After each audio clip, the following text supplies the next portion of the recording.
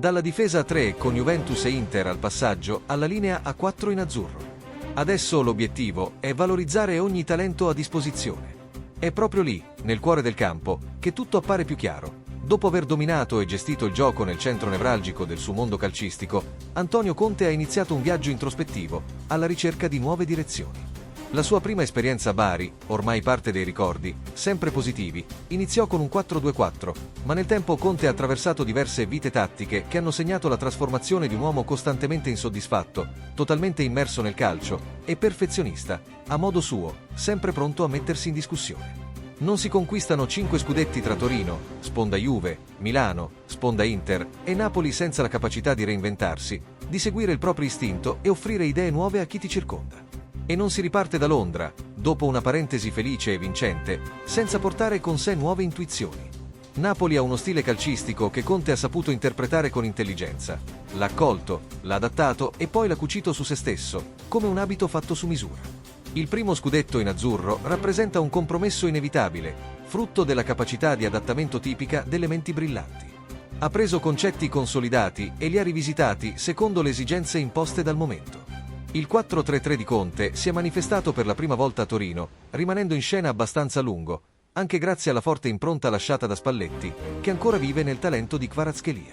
Poi, tra difficoltà e cambiamenti imposti sia dal campo che dalle circostanze, arriva la svolta. Parigi e l'infortunio di Neres giustificano un cambiamento.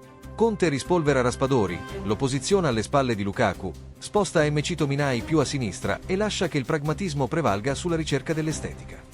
È una filosofia silenziosa, forse un metodo, ma che porta trofei ovunque. Alla Juventus si è imposto con il 3-5-2, che esplose in una serata iniziata malissimo e poi trasformata in gioia proprio al San Paolo, con un 3-1 diventato 3-3. Al Chelsea ha utilizzato anche il 3-4-3. All'Inter è tornato al suo sistema originale, ha saputo reinventarsi concedendo a Perisic il ruolo di esterno a tutta fascia. E a Napoli, libero da etichette, ha espresso tutto il suo repertorio tattico.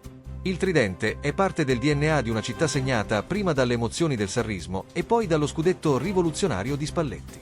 Conte si è avvicinato con cautela e autorevolezza, per poi lasciare il segno senza cedere alla nostalgia.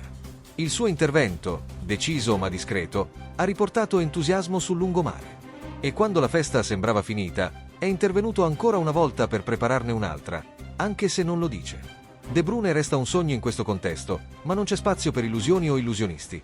Il 4-1-4-1 o 4-4-1-1 serve a liberare Lobotka, valorizzare Anguissa, dare ampiezza, avvicinare KDB a Lucca e forse a Højlund, restando sempre fedeli a un principio fondamentale: equilibrio, ovunque, perché senza equilibrio non si va lontano. Il suo Napoli è stato più volte modificato, è passato dalla sicurezza della difesa a 3, alla tradizione del tridente, fino alle varianti offerte dalla linea 4. Para mais informações, gli azzurri curti se escreva e tiva notificações.